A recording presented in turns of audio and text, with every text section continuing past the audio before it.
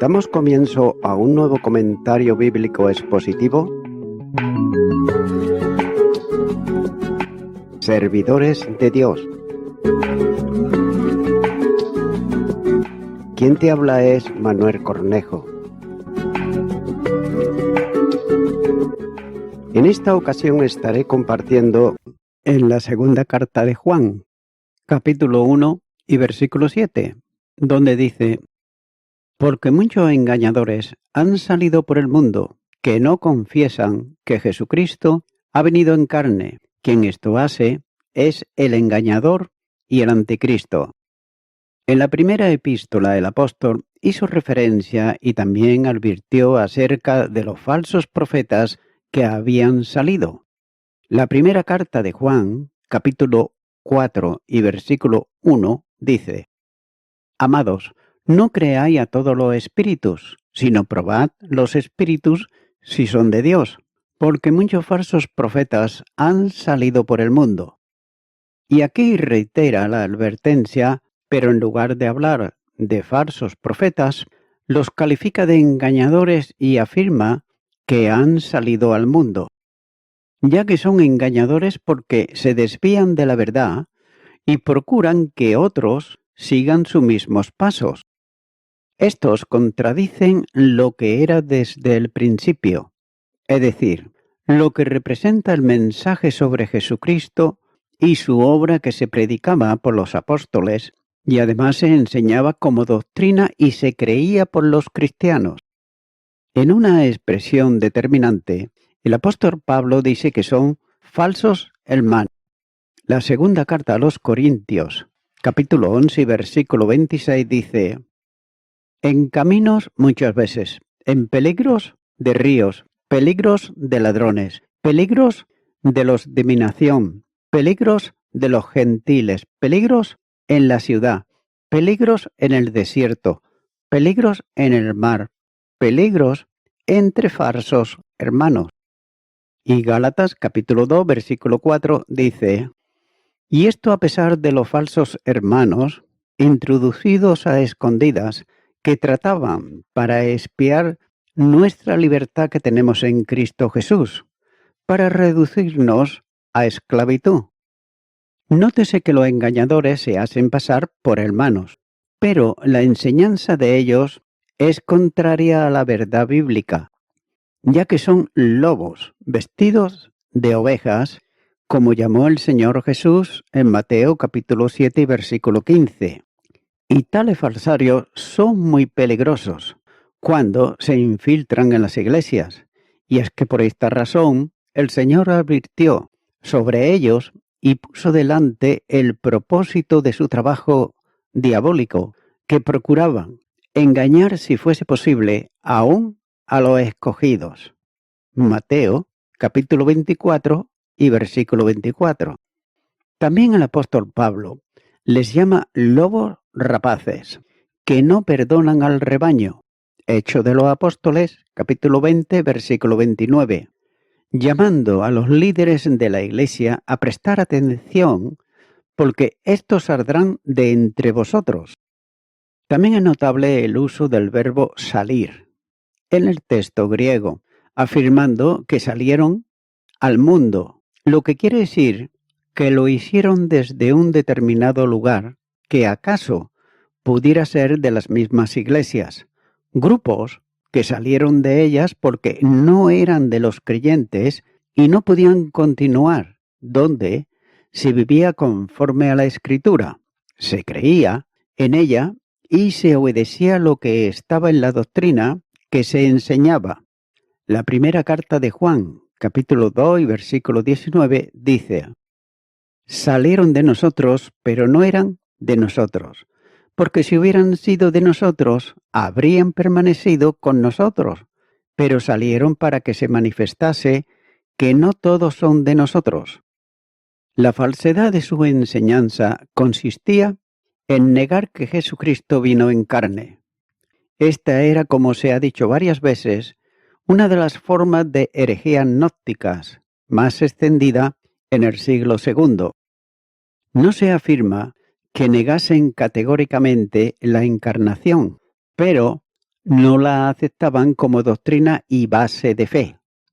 El participio del presente del verbo venir, aquí, que viene o mejor viniendo, hace suponer a algunos que se trata de una negación de la escatología y que se refiere a la segunda venida de Cristo, pero no se dice nada de esto en los escritos de la Iglesia en el siglo I y el siglo II, mientras que aparecen defensas sobre la realidad de la manifestación del Verbo en carne humana. Y esta verdad está recogida por el apóstol en el Evangelio, donde afirma que el Verbo fue hecho carne y habitó entre nosotros. Juan, capítulo 1 y versículo 14.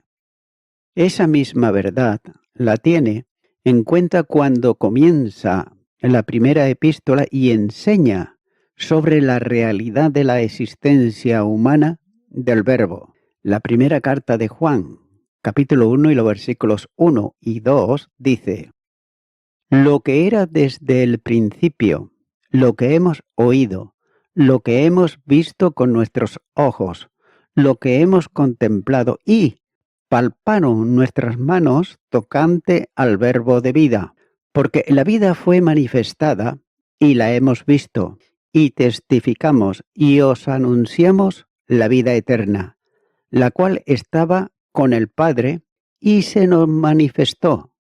Por tanto, lo que el apóstol desea advertir a los lectores de esa epístola es que sepan que ha salido por el mundo muchos que niegan la verdad de la encarnación del Verbo. Ese aspecto de la cristología de Juan se ha considerado en la primera epístola, ya que la herejía cristológica del tiempo de Juan afirmaba que Jesús de Nazaret se convirtió en el Hijo de Dios en su bautismo y dejó de serlo antes de su muerte en la cruz. Pero es necesario confesar como principio básico de la fe que Jesús, el Hijo de Dios, es Dios bendito manifestado en carne. También, por otro lado, la negación de la verdad la identifica Juan con el anticristo. La calificación de engañadores que usa en plural en el mistisquio la traslada al singular en el segundo, de modo que dice: este es el engañador y el anticristo. Juan se está refiriendo a una de las características del anticristo, que aparecerá en el futuro de la historia humana, como engañador y mentiroso, pervirtiendo la verdad y actuando en contra de Cristo. Está presente, ejerciendo su influjo satánico en los engañadores que salieron al mundo, los falsos profetas o falsos maestros. A los seguidores del anticristo llamó Juan anticristos. La primera carta de Juan, capítulo 2 y versículo 18 dice: hijitos, ya es el último tiempo, y según vosotros oítis que el anticristo viene, así ahora han surgido muchos anticristos. Por esto conocemos que es el último tiempo. Debe de entenderse aquí el adverbio de Cristo en forma colectiva. También es preciso recordar los calificativos que Juan da a estos engañadores. Por ejemplo, mentirosos, en la primera carta de Juan 2:22. También engañadores, primera carta de Juan 2:26. También falsos profetas, primera carta de Juan 4:1. También impostores, equivalente a engañadores, versículo 7. También anticristos, primera carta de Juan 2:18, versículo 22, capítulo 4, versículo 3, segunda carta de Juan. Debe de considerarse muy seriamente que quien niega la verdad de la encarnación del Verbo es un engañador, cuya falsa enseñanza causa dos graves problemas: una oposición directa y consciente a la verdad, y una acción engañadora para los hombres. ya que estas dos características que aparecen juntas en el versículo han sido señaladas por el apóstol anteriormente. Continúo ahora con el versículo 8, donde dice: Mirad por vosotros mismos, para que no perdáis el fruto de vuestro trabajo, sino que recibáis galardón completo. El problema que concurría con la aparición de los falsos maestros era grave, ya que negar la verdad sobre Jesucristo como Dios manifestado en carne trae consecuencias que afectan directamente a la doctrina, no solo a la cristología, sino también a la soteriología. Si Jesús no fue verdaderamente hombre y murió por los pecados en la cruz, no pudo haber sustitución, puesto que el sustituto tenía que ser hombre para poder morir y tenía que ser Dios para que el sacrificio fuese de valor infinito, capaz de ser sustituto de todos los pecadores que creen. Y es por eso que el apóstol exhorta a una vigilancia plena cada uno de sí mismo. El tentador es muy sutil y puede arrastrar a alguno para hacerle caer. Y por tanto Juan procura hacerle entender que había el peligro de que, por inconsistencia y permanencia en la fe, se perdiese el trabajo espiritual que los que le predicaron a Cristo comenzaron a hacer en ellos. En ese sentido, los creyentes no perderían su salvación, pero sí la recompensa que Dios da a cada uno de los que se mantienen fieles y le sirven en verdad y amor. A lo largo de siglos de la historia, la Iglesia ha recibido en el comienzo la doctrina de la fe dada a los santos, por medio de la enseñanza apostólica. Así se lo recordaba el apóstol Pablo a Timoteo, exhortándole a predicar solo aquello que había oído delante de muchos testigos. La segunda carta a Timoteo, capítulo 2 y versículo 2, dice: Lo que has oído de mí ante muchos testigos, esto encarga a hombres fieles, que sean idóneos para enseñar también a otros. Esa verdad bíblica es un depósito que debe de ser guardado con diligencia. La primera carta de Timoteo, capítulo 6, versículo 20, dice: Oh Timoteo, guarda lo que se te ha encomendado, evitando las profanas prácticas sobre cosas vanas y los argumentos de la falsamente llamada ciencia. Note que sin permanecer en la fidelidad a la doctrina no es posible alcanzar la recompensa que Dios ha establecido para los que son fieles. La enseñanza de las recompensas escatológicas es manifiesta en toda la Escritura y especialmente en el Nuevo Testamento. Por ejemplo, en Mateo capítulo 5, versículo 12, primera carta a los Corintios capítulo 3, versículo 10 al 15. Pero la doctrina incorrecta puede privar al creyente de su recompensa celestial. Nadie os prive de vuestro premio, afectando humildad y culto a los ángeles, entremetiéndose en lo que no ha visto, vanamente hinchado por su propia mente carnal. Colosenses capítulo 2 y versículo 18.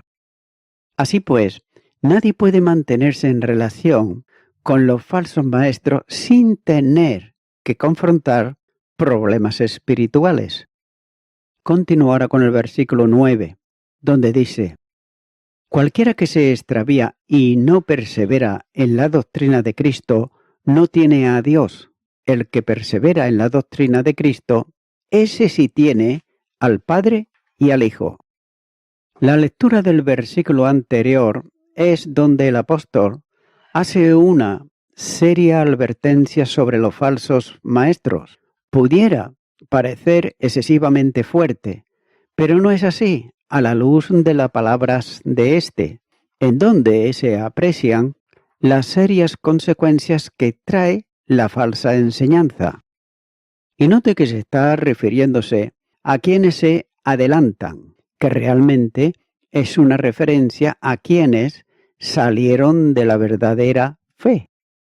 Posiblemente en el pensamiento de Juan estén los gnósticos y se adelanta o van más allá de lo que se enseña en la doctrina bíblica, que no es otra cosa que la enseñanza de Jesús. También debe de considerarse aquí el genitivo de Cristo como subjetivo, en el sentido de que se refiera a la enseñanza que Jesús mismo predicó. Pero también pudiera ser un genitivo objetivo, refiriéndose a la enseñanza de Jesús que los apóstoles enseñaron. Pero de una o de otra manera se trata de lo que procede del Señor. Por otro lado, como dice John Scott, tanto habían avanzado que habían dejado a Dios atrás. Y nótese que el grave problema de este apartarse de la verdad es que no tienen a Dios. La doctrina avanzada de ellos le conduce al alejamiento de la comunión con Dios, ya que nadie puede tener a Dios negando la verdad procedente de Él. El apóstol Pablo exhorta a los creyentes a no pensar más de lo que está escrito. Primera carta a los Corintios, capítulo 4 y versículo 6. Y esta es una solemne advertencia a mantenerse en la doctrina de Cristo, sin ir más allá de lo que la palabra establece. Añadir a la enseñanza de la Biblia es adulterar la Biblia y negar a Dios que reveló la verdad en ella. Y note cómo el apóstol recalca que quien no permanece en la enseñanza no tiene al Padre ni al Hijo. La enseñanza de los falsos maestros conducía a la negación de la verdad sobre Cristo, y por tanto, el que niega al Padre niega también al Hijo, y el que niega al Hijo niega también al Padre del mismo modo. La primera carta de Juan, capítulo 2, y los versículos 22 y 23 dice: ¿Quién es el mentiroso? Sino el que niega que Jesús es el Cristo.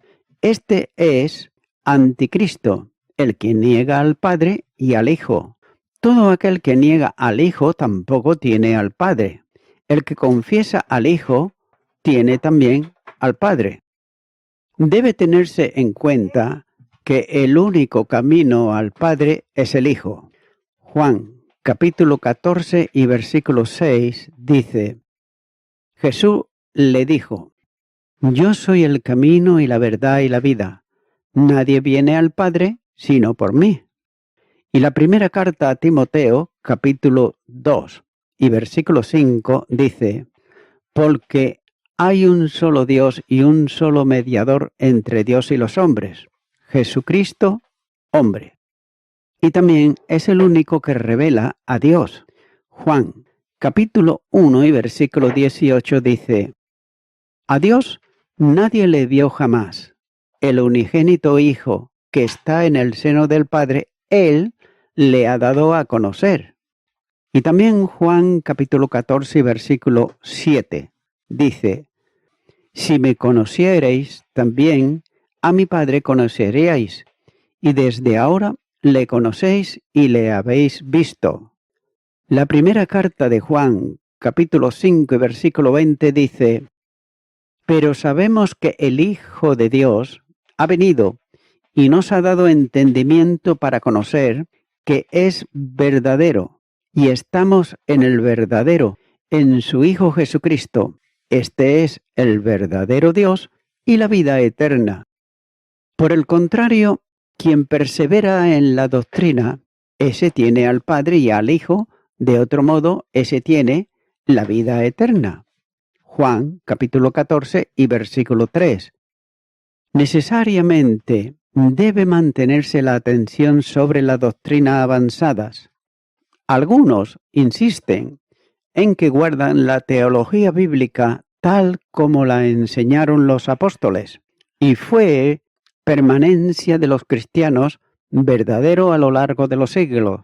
Empobrece la investigación bíblica e impide plantear nuevas formas. Bajo esa dimensión surgen los movimientos liberales que superan las verdades bíblicas y se desvían de ella. Los cambios afectan a toda la estructura bíblica, pero como en los tiempos de Juan, una de las verdades cuestionadas en lo que se refiere a Jesucristo y su obra. Sobre esta doctrina se hacen propuestas humanistas que reducen a Cristo a la condición de persona humana. Esto trae una consecuencia grave en lo que se conoce como ecumenismo, que llega a proponer que cualquier religión que un hombre siga voluntariamente y firmemente le conduciría a Dios. Pero negar a Cristo es negar el único camino al Padre. Enseñar otro camino es conducir a las influencias por las falsas doctrinas al infierno, inexorablemente, puesto que no hay otro nombre bajo el cielo dado a los hombres en que podamos ser salvos. Hechos de los Apóstoles, capítulo 4, versículo 12. Avanzar más allá de Cristo no es progreso, sino apostasía. No seguir fielmente a Cristo y su doctrina es dejar la luz, que es el mismo, para entrar nuevamente en el camino de las tinieblas, ya que son las consecuencias de abandonar aquello que habían oído desde el principio. Primera carta de Juan, capítulo 2 y versículo 24. La firmeza del apóstol en la vinculación del Padre y del Hijo es una manifestación directa de la deidad de Jesucristo, enseñando que se trata de la primera creación de Dios y considerándolo como un Dios menor. Quien no cree en la deidad de Cristo no puede tener al Padre y por tanto está sin salvación. Y voy concluyendo con esto. Dios ha dispuesto darse a conocer mediante su palabra, que es la revelación de sí mismo, ahora que Cristo ha ascendido. Juan nos promete que cualquiera que crea las doctrinas de la Biblia, que se mantenga fiel a ellas y las proclame, tiene una relación viva tanto con el Padre como con el Hijo. Cuando tienen eso, lo tienen todo. Pero por otro lado, por desgracia para algunos, la seguridad es muy aburrida.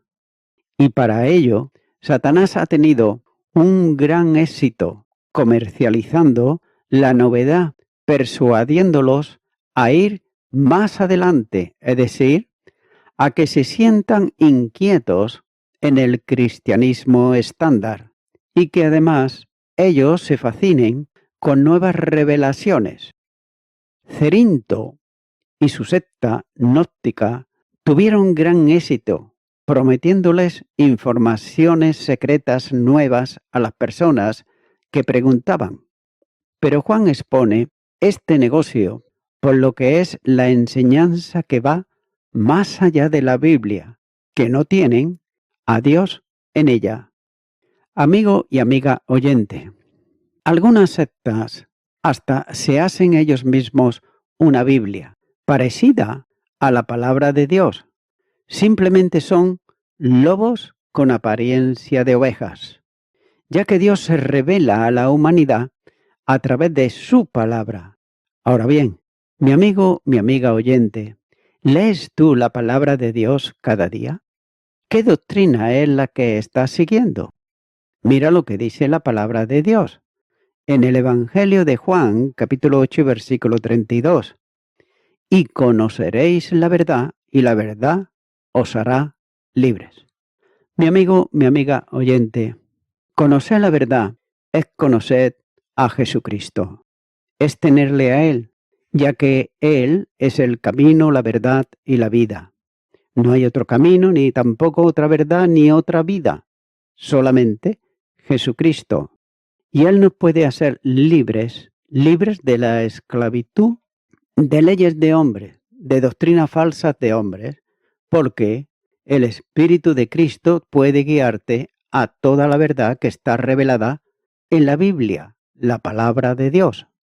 Por tanto, mi amigo, mi amiga oyente, yo te animo ahora, si nunca antes le has invitado a Jesucristo a que venga a tu vida, ahora lo puedas hacer, a través de una sencilla oración de fe, creyendo en Jesucristo como tu único Salvador, puesto que Él dio su vida en la cruz del Calvario a favor del pecador y la pecadora que viene a Él en arrepentimiento.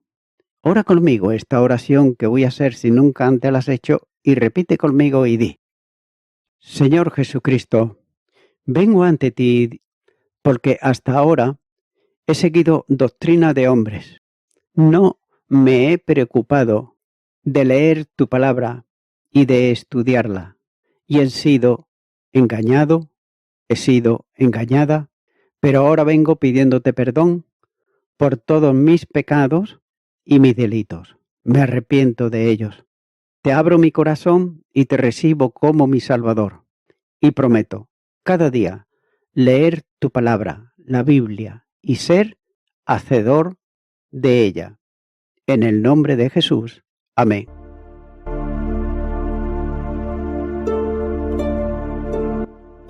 Amigo y amiga oyente, si tú has hecho esta oración de corazón, te recomiendo que comiences a orar a Dios, en primer lugar, en el nombre del Señor Jesucristo. Orar a Dios no es rezar, sino que es hablar con una persona.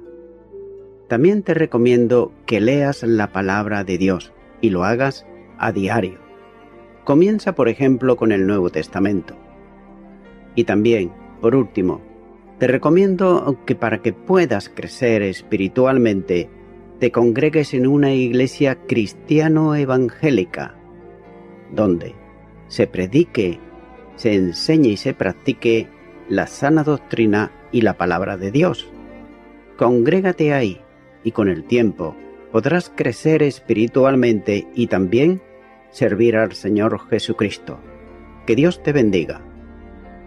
Y a toda la audiencia, nuevamente ya me estoy despidiendo de todos ustedes y será hasta el próximo programa. Que Dios os bendiga a todos.